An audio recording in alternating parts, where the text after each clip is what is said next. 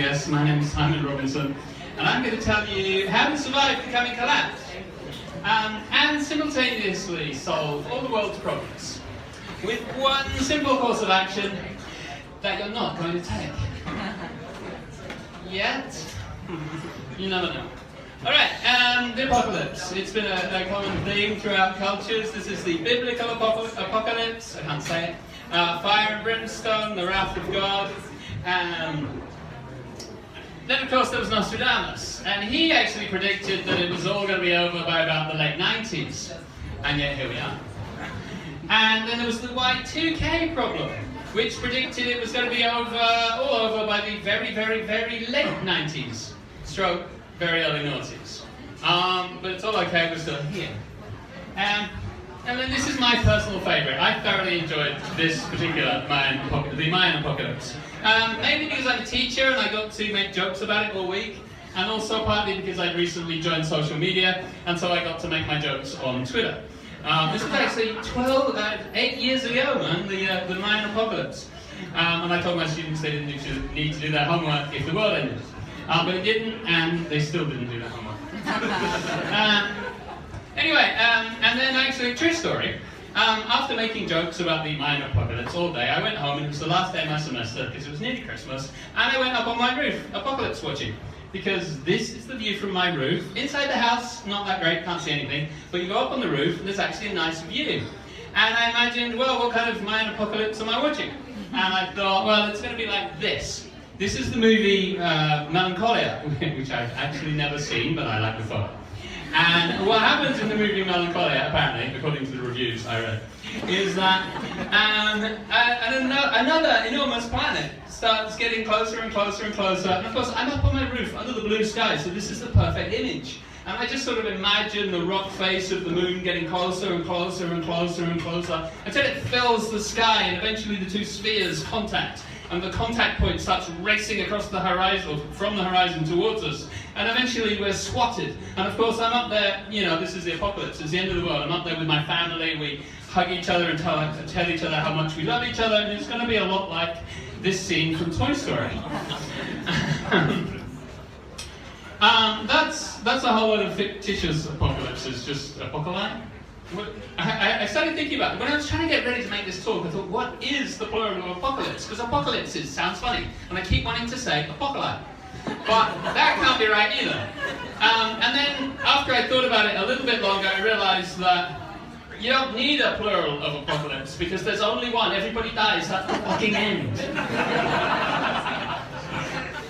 So anyway, lots of apocalyptic scenarios. And the next one looks like a goodie because it's real. Really real. I don't know if anybody's noticed, but the weather's getting a little bit funny recently. Yeah? For example, this is the typhoon that hit Japan. Now, Category 5 typhoons did not used to hit Japan, but now they do, and this is the mess they make. This is Tsunabe, I've forgotten your name, but this is the Typhoon Lady from earlier. Talked about this typhoon. Sorry, Typhoon Lady. It's like Twin Peaks. You remember the log lady, you're the Typhoon Lady, and I'm sorry. Anyway, this is what happened to Tsunabe, just up the road, in Typhoon Tamil, was it? Trami, in 2018. It made an awful mess. And the power went out. Actually, my house had no power for 9 days. And it was kind of weird because every other neighborhood round mine got their power back. And we were still sitting there in the dark. And I know this because we had nothing to do because we had no power. So we used to go out with my family. We'd go out for a little walk and like, why is there lights here and not there? It was literally Nodaki-sanku, a black hole in the middle of Okinawa. Anyway, back to the weather. Yeah. In the news recently, Australia is burning to the ground. Barbecue kangaroo, anybody? Barbecue koala, I think. They come on sticks. Yeah, I'm sorry. Alright. And the reason, okay, this is a gathering of nerd science people. I hope we all know this, but anyway, CO2, temperature. And this is a graph of Mauna Loa, I can't say it. This is the CO2 concentrations over the last 800,000 years. And this is, it goes up, and then it goes down to some ice age, and then it comes up again. And this is where we are now. Like twice as high as the last. This is an ice age, this is nice weather, this is us now. There's my hands. This is not good. And by the way, my original university degree was archaeology. And so I can speak with some authority when I say that. Here is where biologically modern humans emerged. Okay, us. 200,000 years ago. This is 800,000 years ago, and this is CO2 now. This is not good. And of course, it's all caused by CO2 emissions, and CO2 emissions are still going up. Oh dear. And I'm going to try and do an impression, why not? This is Scott Morrison. Now, I could have put any politician up here. I've just put Scott Morrison up because it's Australia, and which is burning to the ground, and he was in the paper the other day saying something like, oh, we should definitely keep burning all the coal so we can power our economy, so we can have enough money to fix the damage we're doing because of burning all the coal. What? Like, really? Seriously? That's your opinion? Fucking hell. Not only is the entire continent of Australia burning to the ground, but this is causing wars. So basically what happened in the war in Syria is that climate change led to a failed harvest. And a failed harvest led to a spike in food prices. And the spike in food prices led to social unrest. And social unrest became civil war. And then all of the people, the civilians, wanted to run away from the civil war, and they started running away to Europe because it looks nice there. And that led to an immigration crisis. And that's led to the rise of far-right nationalist parties, and who are now in government. And by the way, I'm from England, no longer a citizen of the EU, because of climate change, basically, if you follow the dots. Alright, of course, hold on. So, where are we headed? What's going on? This is a paper called Deep Adaptation by a guy called Jem Bendel, who was worked in environmental aid agencies, and he took a sabbatical year off to have a little big think, about what he was doing. And the conclusion he came to after reading a whole lot of climate science and talking to a whole lot of climate scientists is that the collapse of our society is inevitable, and the only thing we can possibly do, there's no way we can stop it, and all we can try to do is get ready. This is really going to kill the atmosphere of the evening, I'm sorry. Shall I go now? No, I might as well continue. What do we mean when we say collapse? I'm actually reading this book right now. Alright, I'm going to brag, just for one brief minute. I'm reading it in Japanese. Honestly, it's taken a while, by the way. I may not get to the end of the book before the end of the world. I was kind of a race against time. Anyway, what do we mean when we say collapse? A drastic, I'm not going to read the whole thing. A drastic simplification of society over a considerable area for an extended time. In other words, we're fucked. Really. So, if we think, oh shit, we're fucked, I mean, we're not dead yet, so we're going to do things, yeah? Like, we're not just going to sit and wait to do, well, some of us maybe we are, I don't know. I'm not. I'm thinking like, alright, we're fucked, what do I do? But you'll notice there's an A here, because there is another way of looking at this scenario. Which is, might be something you're thinking right now. No, Simon, we can still save the world. If that's what you're thinking right now, excellent. I admire your optimism. I honestly wish I shared it. But you still arrive at the same question. Yeah, we can still save the world, so what should we do? And the interesting thing is, and this is probably the biggest thing I want you to take away from this talk today, is that whether you think we're fucked, or whether you think we can still save the world, the answer to the question of what to do is the same. Here's my answer, okay? In my opinion, get together with your neighbours and grow food. Alright, you could be a prepper, okay? You could stockpile a lot of food and a lot of guns and go hide out in the mountains. And when hungry people come for your food, you just shoot them. honestly, I don't want to. I feel an obligation to speak the truth and say that, fuck, this will probably improve your survivability odds, okay? But there is one problem, which is you'll be this guy. Yeah, from Titanic. Yeah, the guy who jumps in the lifeboat at the last minute and leaves everybody to die. It's like, women and children first, and me. Prepare to lower! Ready on the left!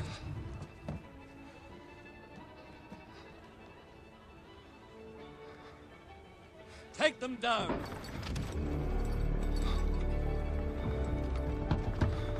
Yeah? And then basically everybody on the ship dies. Now, and this is the problem with being a prepper, is that he doesn't feel that great about himself. Now, but it is a value judgment. It's kind of a tough call. Would you rather feel really, really bad about yourself for the next 50 years because you're still alive, or would you rather die? Right, and I don't have an answer to that one. You're going to have to think about that one for yourselves. But I think there is a better alternative than prepping. Well, it's still prepping, but it's prepping on a bigger scale. This is a documentary, which I'm hoping to get a screening copy of and organise a screening, Mark. Who's on his phone, I think, he's not even listening. This is a documentary about what happened in Cuba is that the USSR kind of crumbled rather abruptly, yeah? And since Cuba and the USSR were friends, basically when the USSR crumbled, suddenly Cuba had no oil imports whatsoever. So they couldn't run the buses, they couldn't run the cars, and they didn't have any fertilizer because artificial fertilizer is made from oil, so they couldn't grow any crops. Oh fucking hell. Yeah. And what happened was that they got together and went like hardcore organic permaculture, and everybody lost about 10 kilos, which is quite a lot of body weight to lose. Yeah? But they didn't die, they managed to create a very ecological society. Yeah? Now, there's one important point here, which is that they are poor. Yeah? In terms of our standards of what we expect from life, the Cubans are poor. Yeah? And I think probably a lot of us are like, well, I don't want to be that poor, I like my 21st century life.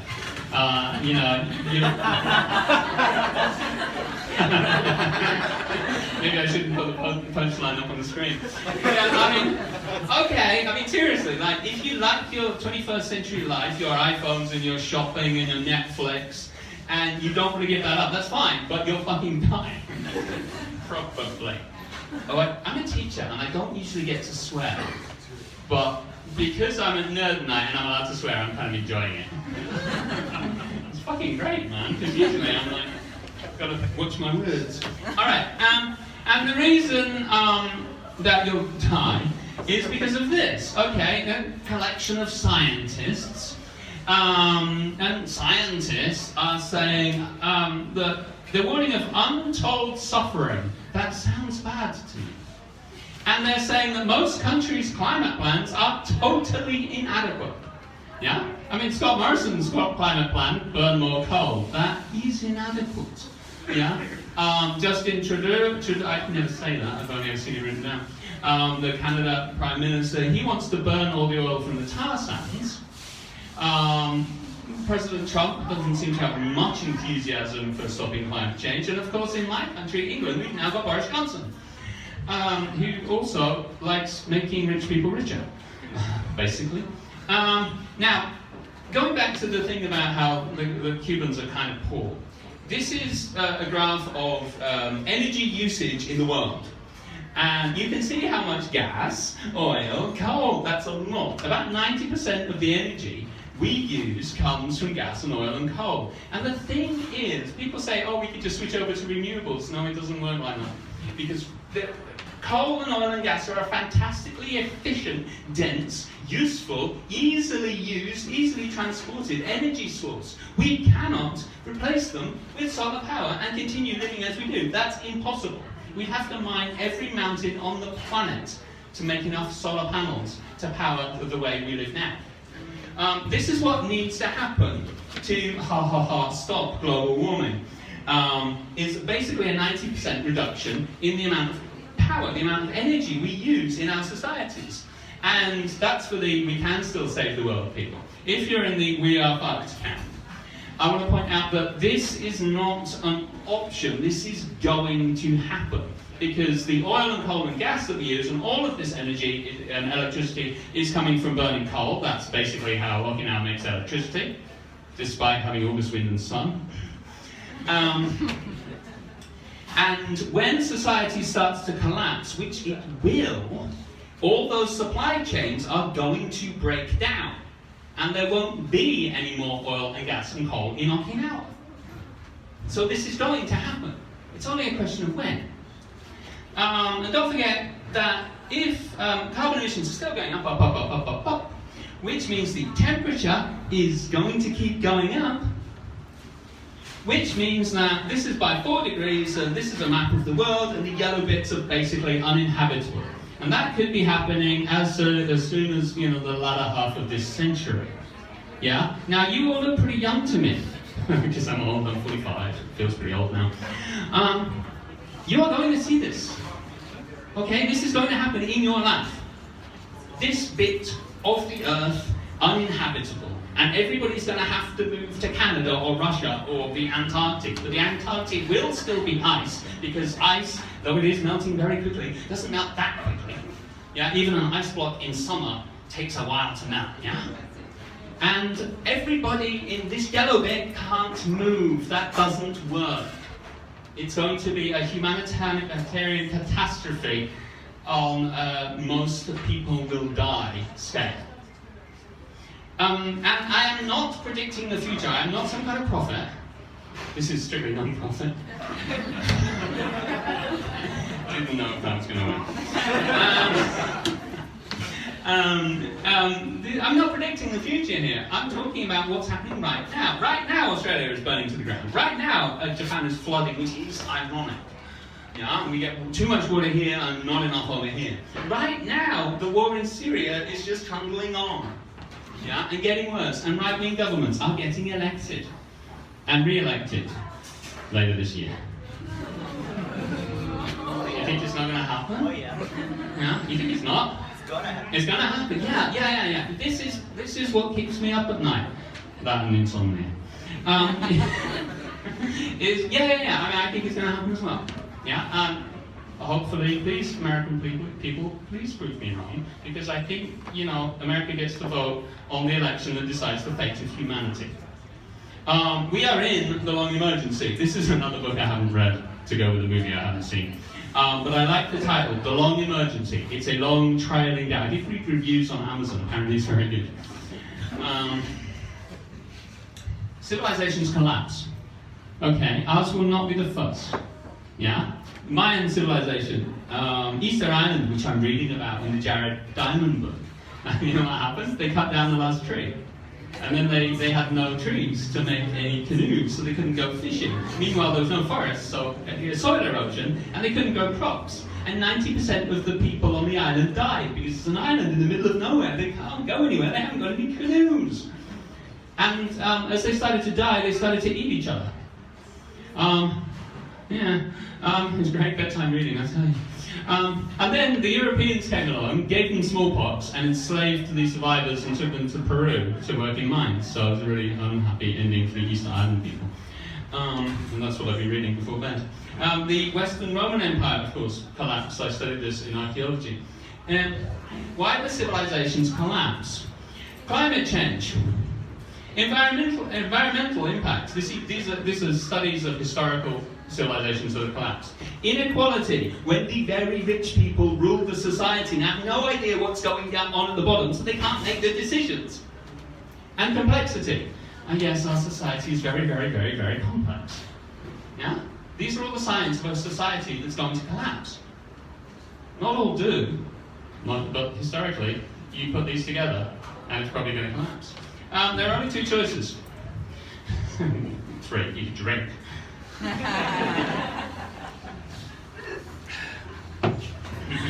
Now there are only two choices.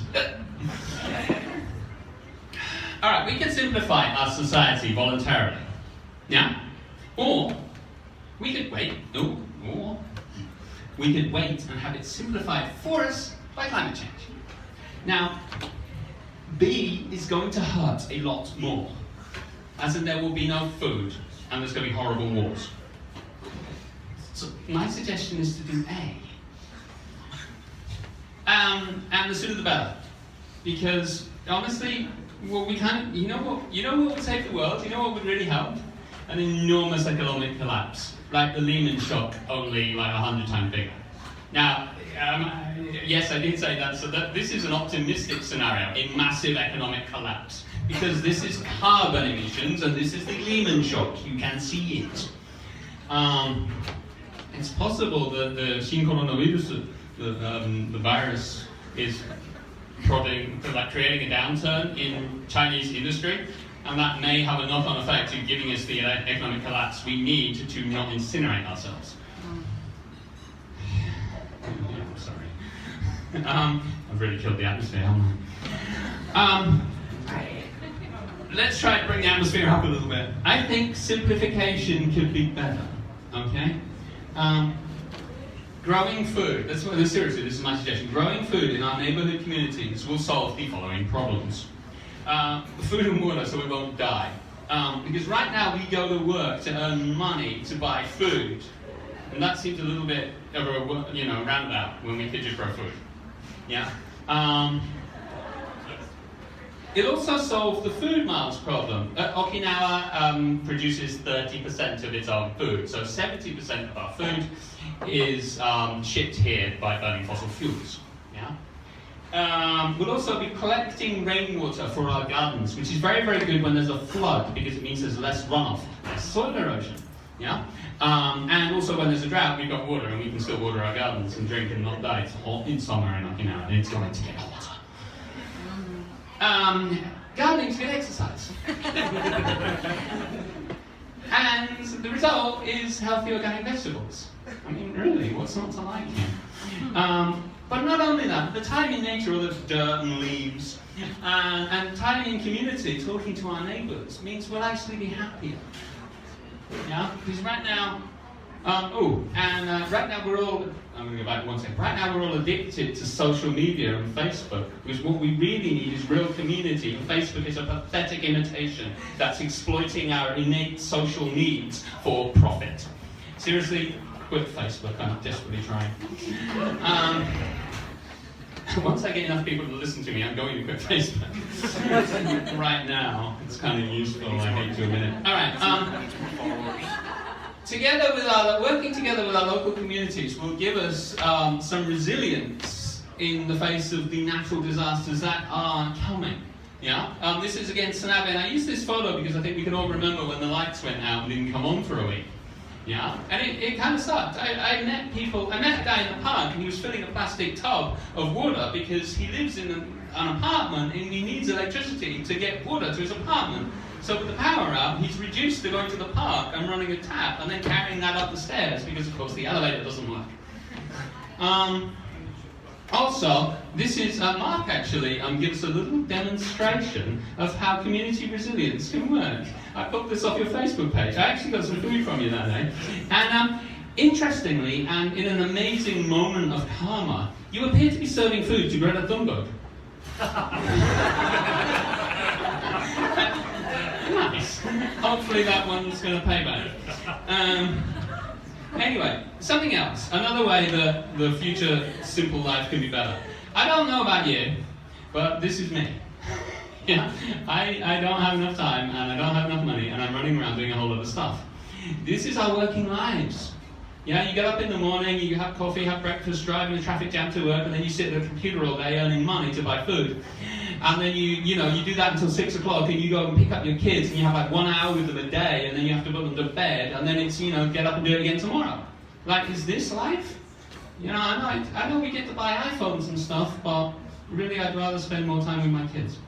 And I think we'd have more time for our hobbies. I mean, they'll have to be low consumption hobbies. Yeah, but, no more drag racing. But if, once you buy a ukulele, you can play it forever. It doesn't really, there's no consumption. Back to Cuba. This guy's cello, or whatever that is, looks pretty old and pretty big, but he's having fun, he's playing it. Low consumption can work, and we can be happy. And we'll have a real sharing economy, not Uber. That is not a sharing economy. It's a tool library. You know how you buy a drill in MakeMan and it sits in your garage or whatever, American garage or whatever, for like most of the year except 3 days when you get it out and drill holes, you know? Well, why don't you just go borrow a drill on the 3 days of the year when you need to drill holes in things? When you've got a thing and you want a hole in the thing. A real sharing economy and a real local democracy where we actually sit together with our friends and our neighbours and we work together to talk and solve our problems. And just a real community. Yeah, not the crappy facsimile we have now. You're not going to do it, are you?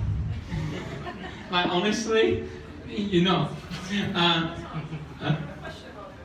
Yeah, can we do questions at the end? Because I'm going to like lose my place. If I will ask you a question. Honestly, like, you're not going to do it, are you? And the reason you're not going to do it, like I've just said, go and get together with your neighbours and grow food. You're not going to. Like, let's just be honest with ourselves. You're going to get up on Monday morning and go to work. Yeah? And you're going to be so busy with your job that you haven't got time to connect with your neighbours and grow food. And that's why our civilization is going to crumble. Okay? I want to tell you a little story. Since you're all very quiet and listening to me, I wasn't going to tell the story for time reasons, but I will. One day when I was a student at university, I was cycling to school. It was Monday morning or so. I don't know what day it was. It was early in the morning. It was sort of 8:30 or so, rush hour. I was cycling up a slight slope in a high street in Reading, England. And I was thinking, in Reading? Really? Serious? Excellent, alright. Purple turtle? Hey, alright. I wasn't expecting that. I'm in Okinawa. Alright, anyway, I was cycling up the hill. Where was it? I can't remember now. I can't remember the road names. Anyway, and I was thinking I'm going to be late for my lecture. And then all of a sudden, something surprising happened, which is a girl, and she looked like a student. She came running out of her house, and she said, "Help me, that man just attacked me!" And I'm like, what? Right, anyway, I'm going to be late for my lecture. Because I was a good student, and I like to be on time for my lectures. And then she said it again. She said, "Help, that man, he just attacked me." And I'm like, yeah, sorry, whatever. Kept pedaling. I was pedaling slowly because it was up a hill. And then the next thing she said, "Why is no one listening? That man just attacked me." And it was true. Right? There was a whole crowd of people around. It was a busy sort of rush hour city street. And no one was helping her. And I'm like, oh, okay, finally the penny dropped. I'm like, alright, what's more important? Me getting to work, getting to my lecture on time, or making sure this girl who's claiming she's just been attacked is okay? Which of those is more important? Yes, probably taking on the girl. And I really didn't do much. I just stopped my bicycle and went over to her and made sure she was okay. I couldn't see what man she was talking about, but she was a student and she had student friends in the house, and she wasn't on her own, and she was clearly okay. And I can't remember if I was on time to my lecture or not. But that's the point, okay? You guys are all, I am, like, when I say you, I mean me as well.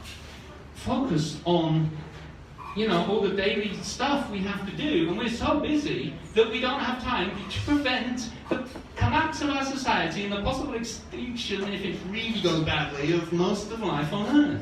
This century, you are going to see this, and you're doing nothing to stop it. And if you are doing lots to stop it, if you are beavering away, then I'm not talking to you. But if you're like, you're right, I am talking to you. Okay? To be perfectly honest, I wasn't doing much until recently. About a year ago, I started shitting myself about this whole problem. And I thought, what do I do? I have started gardening. This is my garden. And I have started, this is my local neighbourhood association, and I have been along. They've kind of started a little market, and I think that's a great start, and that's kind of what encouraged me to I can go along there and get involved in this.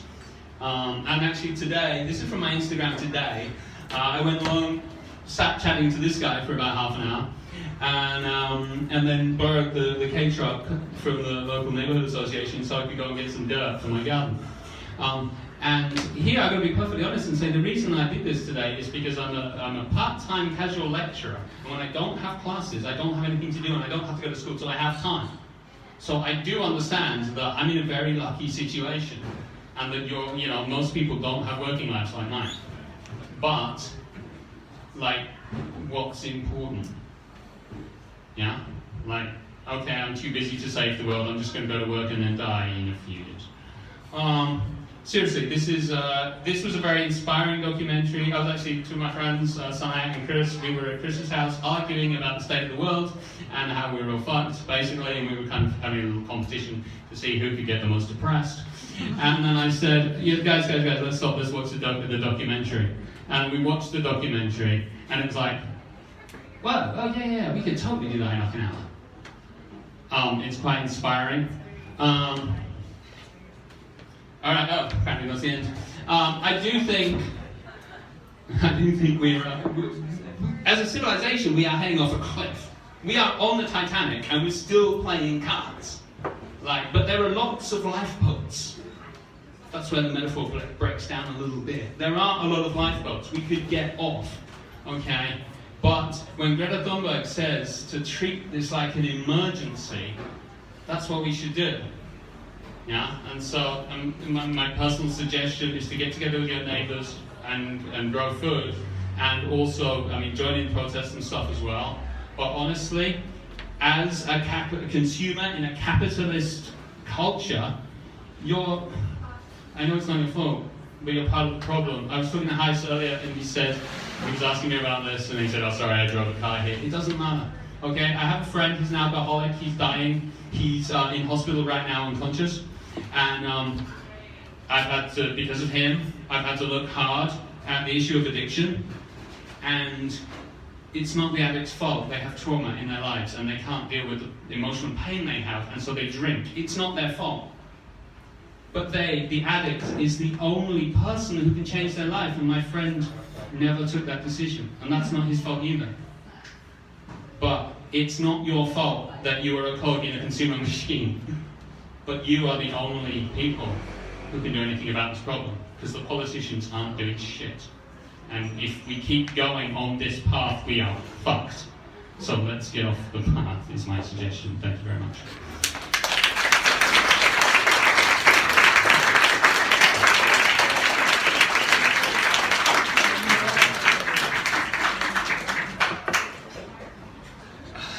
I go, but I want to come back to you because can I come back to you in a minute? Yeah, go. Sorry. So my question is, what to do with communities which don't have access to land? Because one of the big components here is access to land, and also the issue of ownership of this land is also this lady, I don't know your name. It's asking. Maria is asking, just to repeat the question, what about ownership and land? Not everybody has access to land to garden. And firstly, I do not have all the answers. Okay. Secondly, I'm going to try my best to search for some. It's an issue. In Okinawa, we have all these flat roofs. I think that's an enormous amount of area that we could be using as roof gardens to grow food. Cuba, in Havana, according to the documentary, they grow about 50% of their food within Havana. Okay, so it's possible to use little plots of land. You look around at all of the space, and once we stop driving cars everywhere, we could use the car parks and the roads, and put boxes on them and grow vegetables. And there's all sorts of plots of land. There's little parks. There's just little random land by the roadside. But in the park, is there permission to grow something? For sure. Don't dig up public land. Well, I don't know. I understand it's an issue, and I don't for sure. I'm very worried about the population density of Okinawa, because I don't know if we can grow enough food to support everybody. But what choice do we have? Sure, we could probably maintain some imports if society doesn't completely collapse. But I don't know. If you look, there's another question. You had a question. I guess my question is as horrible facts as that one was. Because we have this map, right, about this area in the world where it's going to be too hot to live, kind of. Yeah. And Okinawa also gets pretty hot. And I love the idea of everyone gardening here. But with this hot weather,